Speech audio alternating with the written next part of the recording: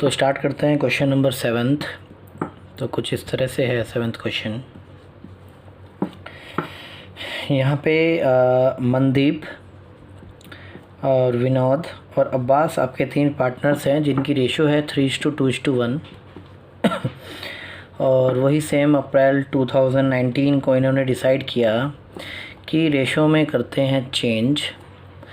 तो चेंज होने के बाद इनकी रेशो को अगर देखा जाए तो मनीत और विनोद और अब्बास की जो रेशो है वो इक्वली हो चुकी है। हालांकि ऐसा क्वेश्चन हमने सेम पहले किया हुआ है, फिर भी हम एक प्रैक्टिस के लिए कर रहे हैं और एक्स्ट्रा। तो यहाँ पे कहता है कि गुडविल आपको कैलकुलेट करनी है। इसमें गुडविल के चेंज के इफेक्ट को दिखाना है। तो सबसे पहले हम अपना जो पुराना मेथड है वो अप्लाई करते हैं। यहाँ पे से इसकी सेक्रीफाइसिंग रेशो निकालते हैं, ओल्ड माइनस न्यू। पहले पार्टनर्स के नाम लिखिए, then old ratio, new ratio और आपके सेक्रीफाइसिंग रेशो, राइट। तो सबसे पहले देखते हैं कि एम वी ए तीनों पार्टनर्स के हमने नाम लिख लिए हैं। ओल्ड रेशो आपकी 3/6, 2/6 और 1/6 है। New ratio 1/3, 1/3 and 1/3। और सेक्रीफाइसिंग रेशो की बात की जाए तो old minus new 2/6 minus 1/3 calculate करते हैं। 6 ये 3 माइनस 2 दैट इज़ 1/6। जो पॉजिटिव है तो आपका ये सेक्रीफाइस। देन नेक्स्ट रेशो की ओर चलते हैं। 6 2 minus 2 that is 0, no gain no sacrifice. और last is 1/6 minus 1/3 equals to 1 minus 2 equals to minus 1/6। तो 1 - 6 जो है आपके गेन को डिनोट करता है, तो ये आपका गेन आ जाएगा, राइट। और जो गेन करता है वो क्रेडिट होता है और जो सेक्रीफाइस करता है वो आपका क्रेडिट होता है और जो गेन करता है वो आपका डेबिट होता है। अभी उल्टा बोल दिया था। जो गेन करता है पार्टनर वो डेबिट किया जाता है, जो सेक्रीफाइस करता है वो पार्टनर क्रेडिट किया जाता है। तो इस तरह से आपका एक क्वेश्चन था जिसमें ओल्ड रेशो और न्यू रेशो आपको गिवन थी। ये आपकी ओल्ड रेशो है और चेंज होने के बाद जो होती है वो आपकी न्यू रेशो है, जिसमें आपको पार्टनर्स 3 दिए हुए थे, M V A. Old ratio minus new ratio calculate करके आपका ये आ चुका है, जिसमें जो एम है वो सेक्रीफाइस कर रहा है और जो लास्ट है ए वो आपका गेन कर रहा है, राइट।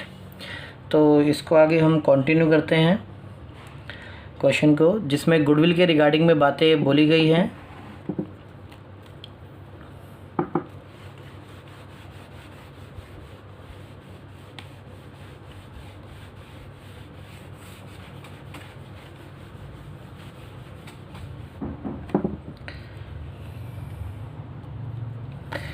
तो आगे कंटिन्यू करते हैं।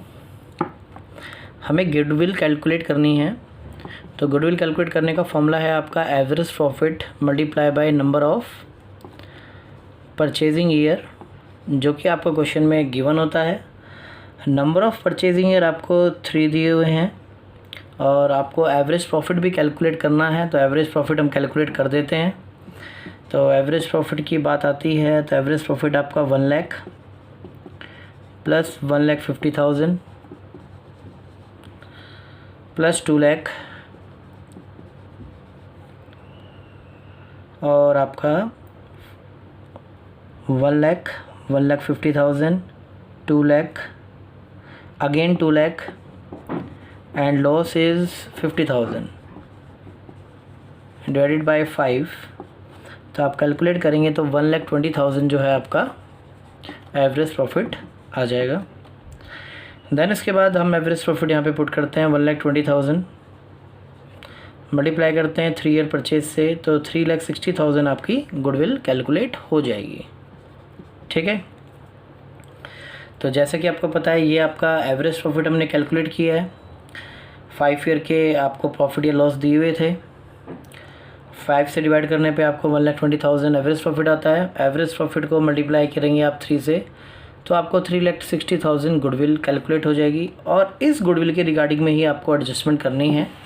तो देखते हैं, ध्यान से देखना। अभी जैसा कि आपको पता है कि हमने गेन और सेक्रीफाइस निकाला है, जिसमें जो मनदीप था एम, जिसको हमने बोला वो सेक्रीफाइस कर रहा था, तो मनदीप को हम क्रेडिट करेंगे टू मनदीप कैपिटल अकाउंट,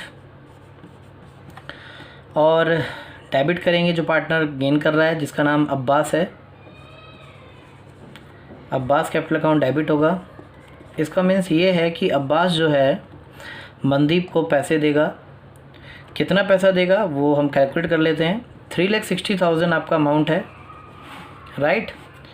उसका 1/6 करेंगे जो आपकी कैलकुलेशन आई थी, तो कैलकुलेट करेंगे तो 60,000 जो है आपका अमाउंट बनता है। दोनों जो पार्टनर्स हैं उनका फिगर देखेंगे तो 60,000 दोनों का बन रहा था, तो दोनों का अलग अलग कैलकुलेट करने की ज़रूरत नहीं है। 3,60,000 का आप 1/6 कीजिए तो आपका 60,000 आ जाएगा, और दोनों में सेम अमाउंट आएगा क्योंकि जितना डेबिट उतना ही क्रेडिट होगा।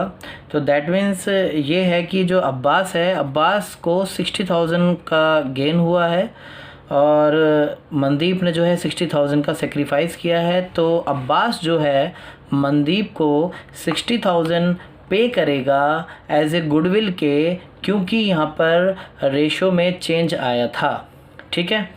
तो इस क्वेश्चन में जो change in profit sharing ratio जो चैप्टर है, तो हम इसलिए करते हैं क्योंकि जो रेशो में चेंज आता है, रेशो में चेंज आने की वजह से कुछ पर्टिकुलर जो आइटम्स होते हैं उनमें भी चेंज आता है, तो उनके इफ़ेक्ट को इक्वल करने के लिए हम ऐसा करते हैं। गुडविल 3,60,000 है, पहले कुछ और बढ़ रही होगी चेंज से पहले, चेंज होने के बाद कुछ और होगी, तो उस हिसाब को बराबर रखने के लिए ये हम कैलकुलेशन किया करते हैं। तो हमने सबसे पहले इस क्वेश्चन के अंदर गुडविल कैलकुलेट की है जो कि 3,60,000 है, और जो भी हमने रेशो गेन और सेक्रीफाइस की निकाली है उसको पार्टनर्स के कैपिटल अकाउंट के थ्रू हमने एडजस्ट किया है। जो भी एडजस्टमेंट होती है हम कैपिटल अकाउंट के थ्रू एडजस्ट करते हैं, और आप नरेशन जो भी लिख सकते हो हमेशा आप एडजस्टमेंट लिखेंगे बीइंग एडजस्टमेंट एंट्री, राइट। यानी जो हमारी एडजस्टमेंट थी हमने उसकी एंट्री पास कर दी है, राइट। तो इस तरह से हमारा ये क्वेश्चन भी कंप्लीट हो चुका है। नेक्स्ट क्वेश्चन की ओर चलते हैं। क्वेश्चन नंबर 13 की ओर चलते हैं स्टूडेंट। तो देख रहे हैं इसमें क्या है। तो यहाँ पे XYZ 3 पार्टनर हैं जिनकी रेशो है 5:3:2। उसके बाद इन्होंने जो रेशो चेंज की है, तो पहली वाली रेशो को हम ओल्ड रेशो नाम दे देते हैं। चेंज के बाद में जो इनकी रेशो है वो XYZ की चेंज होके आती है 2:3:5, राइट। तो उन्होंने चेंज किया है 1 अप्रैल 2019 को। तो सबसे पहला काम हमारा वही है हम जो बार बार क्वेश्चंस में करते हैं, तो फ़िलहाल मैं भी वही कर रहा हूँ। तो जो गेन और सेक्रीफाइस को बताता है, तो यहाँ पे पार्टनर आपके हम नोट डाउन कर देते हैं। पार्टनर के नाम है X, Y and Z। Old ratio, new ratio and sacrificing ratio जो कि ओल्ड माइनस न्यू होती है, राइट। तो ओल्ड रेशो की बात की जाए तो 5/10, 3/10 एंड 2/10 है, और न्यू रेशो आपकी 2/10, 3/10 एंड 5/10 है। अब यहाँ पे मैं सेक्रीफाइसिंग रेशो निकालने जा रहा हूँ जो कि 3/10 आएगी। 3/10 minus 3/10 0/10, that means 0, and minus 3/10 जो नेगेटिव है वो आपका गेन होता है, और जो आपका पॉजिटिव है आपका वो सेक्रीफाइस होता है, राइट। ये हमें हर क्वेश्चन में कैलकुलेट करना होता है। जो सेक्रीफाइस करता है वो क्रेडिट होता है, और जो गेन करता है वो डेबिट होता है। अब ये हमें ये देखना है कि इसका इफ़ेक्ट हमें कहाँ दिखाना है। तो क्वेश्चन में आपको मैं बता दूं कि क्वेश्चन में आपको 3 आइटम्स दिए हुए हैं, 3 आइटम पे इसका इफेक्ट डालना है। तो हम बार बार तो आइटम नहीं करेंगे कि हर एक सिंगल आइटम के लिए हम एक क्वेश्चन को सोल्व कर दें, ऐसा नहीं होगा। आपको क्या करना होगा, तीनों आइटम को नेट एडजस्ट करना होगा, राइट। तो सबसे पहले मैं आपको बता दूंगा, क्वेश्चन में आपको जनरल रिजर्व दिया हुआ है जो कि 6,000 है, और P&L का क्रेडिट बैलेंस है जो कि 24,000 है, और एडवर्टाइजमेंट सस्पेंस है जो कि हमारा 12,000 है, राइट। तो इसको मैं कैलकुलेट करता हूँ तो ये 18,000 आपका नेट अमाउंट आता है, जिसको हम बोलेंगे नेट एडजस्टेबल अमाउंट। अब इस फिगर को ही हमें क्या करना है, एडजस्ट करना है। कोई हमें सेपरेट जर्नल रिजर्व की एंट्री पास नहीं करनी है, P&L की पास नहीं करनी है, और एडवर्टाइजमेंट सस्पेंस की एंट्री पास नहीं करनी है। हमने तीनों का एक नेट एडजस्ट अमाउंट निकाल दिया। जर्नल रिजर्व और P&L का क्रेडिट बैलेंस प्लस होता है, एडवर्टाइजमेंट हमारे लिए एक तरह का लॉस होता है, इसको माइनस कर देते हैं। ध्यान रहे, अगर किसी क्वेश्चन में P&L का डेबिट बैलेंस लिखा आता है तो आपको उसको माइनस करना होगा, राइट। फिलहाल इस क्वेश्चन के अंदर P&L का क्रेडिट बैलेंस लिखा हुआ है, तो P&L का अगर डेबिट बैलेंस आता तो आप इसको नेगेटिव शो करते हैं। फिलहाल जो P&L का क्रेडिट बैलेंस होता है वो प्रॉफिट होता है, और प्रॉफिट को हमने यहाँ पर ऐड कर दिया है, राइट।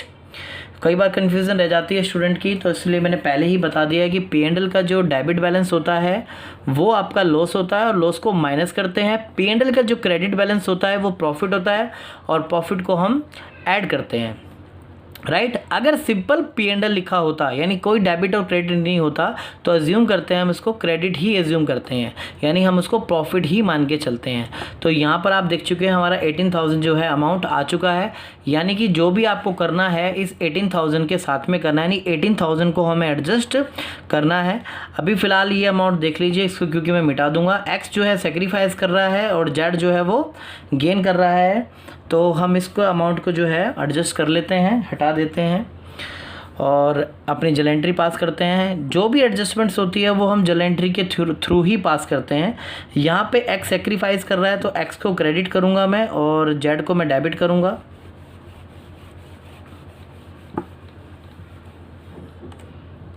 तो एंट्री पास होगी, जेड जो कैपिटल जो है वो डेबिट होगा, और जो एक्स था वो क्रेडिट होगा। वाई ने कोई भी गेन या सेक्रीफाइस नहीं था, तो जो गेन या सेक्रीफाइस नहीं करता उसका कोई लेना देना नहीं होता, उसकी कोई एडजस्टमेंट नहीं होती। अब जैसे कि आपको पता है कि हमें 18,000 अमाउंट एडजस्ट करना है, तो 18,000 का हम निकालेंगे 3/10, और नेट जो अमाउंट आएगा हमारा 5400 आ जाएगा। तो इस तरह से हमारा क्वेश्चन कंप्लीट हो चुका है, और ये अमाउंट मैं दोनों में ही लिखूंगा, जितना डेबिट का है उतना ही क्रेडिट का होगा। जेड और जो एक्स हैं उनके सेम अमाउंट आए थे 3/10 और 3/10, एक पॉजिटिव था और एक नेगेटिव था। नेगेटिव कैलकुलेशन के लिए यूज़ नहीं होता, नेगेटिव जो होता है वो गेन या सेक्रीफाइस करने के लिए होता है, इस चीज़ का ध्यान रहे। तो इस तरह से आप देखेंगे हमारा 5400 जो है नेट अमाउंट आया है, यानी कि जेड जो है 5400 जो अमाउंट है वो एक्स को देगा, क्योंकि जेड ने 5400 का गेन किया है और एक्स ने 5400 का जो है सेक्रीफाइस किया है। इस तरह से हमारा क्वेश्चन कंप्लीट हो चुका है। एडजस्टमेंट में आप लिख सकते हैं being adjustment entry, right. Next question की ओर चलते हैं स्टूडेंट। तो स्टूडेंट स्टार्ट करते हैं क्वेश्चन नंबर 21। ये मोस्ट इम्पॉर्टेंट क्वेश्चन है, और जो हमने पिछले वाला क्वेश्चन भी किया था वो भी एग्ज़ाम में बहुत ज़्यादा इम्पोर्टेंट होता है, बहुत ज़्यादा बार आता है। तो अभी इस क्वेश्चन को स्टार्ट करने से पहले मैं कुछ बातें बताऊंगा, उस बातों पे फोकस करना है आपको। जैसे कि आपको पता है कि जितने भी हमारी एसेट्स होती है, और एसेट्स अगर इंक्रीज़ होती है तो उसको हम प्लस करते हैं, और डिक्रीज़ होती हैं तो हम इसको माइनस करते हैं। ये चीज़ें आप बेसिक रूल में पढ़ चुके हो। इसके बाद बात करें अगर लायबिलिटीज़ की, तो लायबिलिटीज़ के बारे में भी आपको रूल्स पता है, अब ऊपर वाले का अपोजिट होता है। अगर लायबिलिटीज़ इंक्रीज़ होती है तो आप प्लस करते हैं, और लायबिलिटीज़ डिक्रीज़ होती है तो हम इसको लायबिलिटीज़ इंक्रीज़ होती है तो हम इसको माइनस करेंगे, और डिक्रीज़ होगी तो हम इसको प्लस करेंगे, यानी ऊपर वाले का सेम उल्टा करते हैं। एक्चुअल में इसलिए बताया कि क्वेश्चन का पार्ट था, दो बातें, इन बातों को ध्यान रखें क्योंकि स्टूडेंट्स ज़्यादातर ये बातें भूल जाते हैं रूल्स को। तो सेट्स भी बता दी गई है इसके अंदर, इंक्रीज़ होगी तो प्लस, डिक्रीज़ होगी तो माइनस। लायबिलिटीज़ में उल्टा है, इंक्रीज़ होगी तो माइनस और डिक्रीज़ होगी तो प्लस। और ये क्वेश्चन बड़ा ही इंपॉर्टेंट है, एग्ज़ाम में कई बार आ भी चुका है, और क्वेश्चन नंबर जो मैंने इससे पहले करवाया था वो भी इंपॉर्टेंट है। हालांकि ये चैप्टर ऑप्शनल है, कभी ज़रूरी नहीं है कि हमेशा आए ही, तो पर जितने क्वेश्चंस मैं आपको करवा रहा हूँ ये डेफिनेटली आएंगे एग्ज़ाम में, अगर आए तो, ठीक है। इस बात की गारंटी है और हमारी गारंटी पे ही देश टिका हुआ है। ओके, तो यहाँ बात की जाए क्वेश्चन में, तो एक्स वाई जेड 3 पार्टनर्स हैं जिसकी रेशो 5:3:2 है। ये आपकी ओल्ड रेशो है और रेशो में चेंज आता है वही सेम डेट 1 अप्रैल 2019 को सॉरी। इसके बाद रेशो में जो चेंज आता है तो पार्टनर की रेशो बन जाती है 4:3:3। ओके, और अब हम इनके बीच में कौन गेन कर रहा है कौन सेक्रीफाइस कर रहा है हम ये निकालेंगे यहाँ पे। तो अगर पार्टनर की बात की जाए तो पार्टनर आपके हैं X Y and Z. Old ratio, new ratio and sacrificing ratio that is old minus new, right. तो ओल्ड रेशो में बात की जाए तो 5/10, 3/10, 2/10, ये हर क्वेश्चन में हम ये स्टेप करते हैं। 4/10, 3/10 एंड 3/10 ये आपके न्यू रेशो में हो गया। लेस करते हैं डायरेक्ट, सिंपल 1/10 आ जाएगा, ये 0/10 आ जाएगा और ये आपका -1/10 आ जाएगा, राइट। तो नेगेटिव वाला जो पोर्शन है वो गेन है और जो पॉजिटिव वाला पोर्शन है वो आपका सेक्रीफाइस है, और जो सेक्रीफाइस होता है उसको हम क्रेडिट करते हैं और जो गेन वाला होता है उसको हम डेबिट करते हैं। इस बारे में मैं हर क्वेश्चन में डिस्कस करता हूँ कि किस केस में आपका क्या क्या होता है, राइट। तो एक बार क्वेश्चन को दोबारा देख लेते हैं। क्वेश्चन नंबर 21 है आपकी TS अग्रवाल की कोडिंग पर, ये ओल्ड बुक के कोडिंग है। X Y Z old ratio आपको गिवन है, रेशो में चेंज होने के बाद रेशो जो है न्यू रेशो आपकी है 4:3:3। तो कौन गेन कर रहा है कौन सेक्रीफाइस कर रहा है ये हमने इसकी स्टेटमेंट बना दी है। ये पार्टनर्स हैं आपके, ओल्ड रेशो न्यू रेशो, और ओल्ड में से न्यू रेशो को माइनस कर दिया है तो जो पॉजिटिव है वो सेक्रीफाइस कर रहा है, ये no gain no profit, no gain no sacrifice, and Z जो है नेगेटिव है जो कि गेन कर रहा है। अब क्वेश्चन की स्थिति की ओर चलते हैं। जो क्वेश्चन में बातें बताई गई हैं, क्वेश्चन में अगर देखा जाए तो जो बातें गई हैं वो ध्यान से देखिएगा।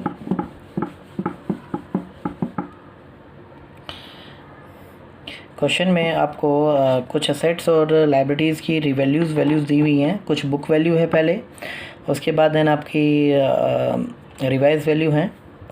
तो सबसे पहले आपको इन्वेस्टमेंट दी हुई है, तो इन्वेस्टमेंट मैं आपको बता दूं 22,000 से 25,000 हो चुकी है, यानी कि 3,000 जो है इंक्रीज़ हो चुका है, जो कि हम प्लस करेंगे। प्लांट एंड मशीनरी जो है 5,000 कम हो चुकी है, 25,000 से 20,000 हो चुकी है, 5,000 डिक्रीज़ हो रही है सेट्स, तो माइनस करेंगे।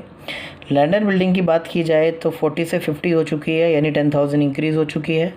असेट्स इंक्रीज़ होती है तो हम प्लस करते हैं। उसके बाद में आउटस्टैंडिंग एक्सपेंस की बात करें तो आउटस्टैंडिंग एक्सपेंस आपके 400 इंक्रीज़ हुए हैं और लायबिलिटी इंक्रीज़ होती है तो माइनस करते हैं। इसके बाद में सन्ड्री डेटर की बात की जाए तो डेटर आपके जो है 10,000 कम हो चुके हैं और असेट डिक्रीज़ होती है तो माइनस करते हैं।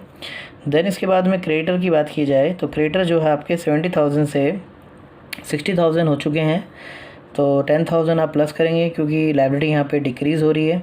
और मैं नेट इफ़ेक्ट अगर देखूँ तो 7,600 जो है पॉजिटिव अमाउंट आता है, ये आपका पॉजिटिव अमाउंट है, राइट, जिसको हम नेट एडजस्टेबल अमाउंट बोलेंगे।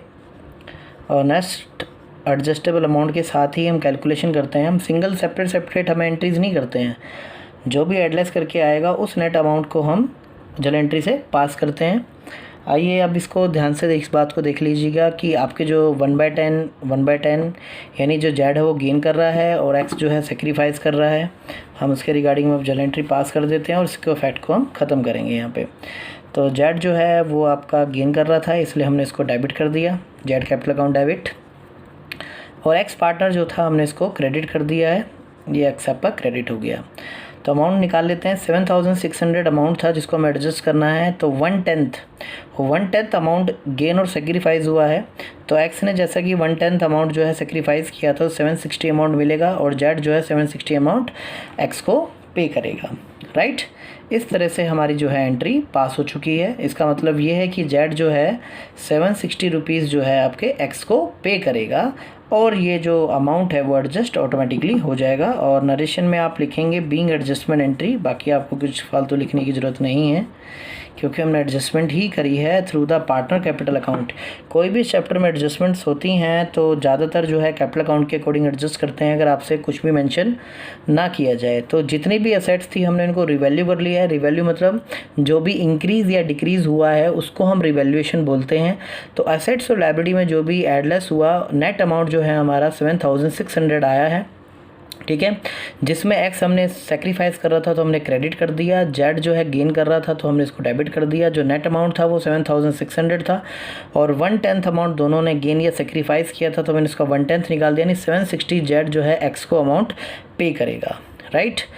तो स्टूडेंट, हमारी आपको वीडियो अच्छी लगी हो तो उसको लाइक करें, सब्सक्राइब करें चैनल को भी, क्योंकि ये नया चैनल है। एक्चुअल में देखो थोड़ा सा ये है कि कोरोना की वजह से इंस्टीट्यूट में भी पाबंदी लगी है सभी की, सभी को इस चीज़ का फियर है कि कोरोना ना फैल जाए।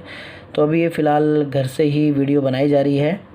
तो अभी थोड़े दिन बाद, अभी हो सकता है 2-4-5 क्लासेस बाद जो है फिर दोबारा वीडियोस चालू हो जाएंगी उसी तरह से जिस तरह से फ़ेस टू फेस वाली, ठीक है। तो फ़िलहाल इसी से काम चलाएं, इसमें भी कोई ऐसी प्रॉब्लम नहीं है। इससे भी कोई आपको डाउट हो तो आप मेरे से डाउट पूछ सकते हैं। ओके, जय हिंद, जय भारत।